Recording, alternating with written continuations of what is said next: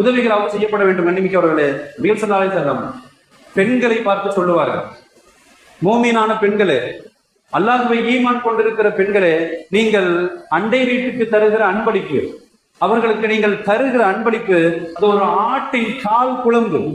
இப்ப எந்த விலையும் பெறாத ஒரு அற்பமான ஒரு ஆட்டின் கால் குழம்பை நீங்கள் அன்பளிப்பாக தருவதாக இருந்தாலும் தருபவரும் சரி அதை பெறுபவரும் சரி அற்பமாக கருத வேண்டாம் என்பார்கள் நபிகள் ஸல்லல்லாஹு அலைஹி வஸல்லம்.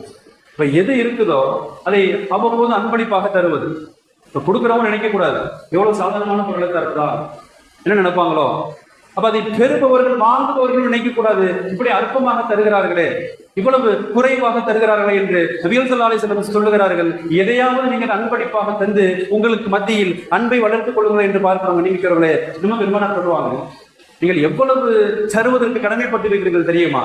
இப்ப நிறைய இருந்தால்தான் தருவது என்பதல்ல, அப்ப மிதமின்றி வைத்திருக்கிறேன் எனவே தர வேண்டும் என்பதல்ல.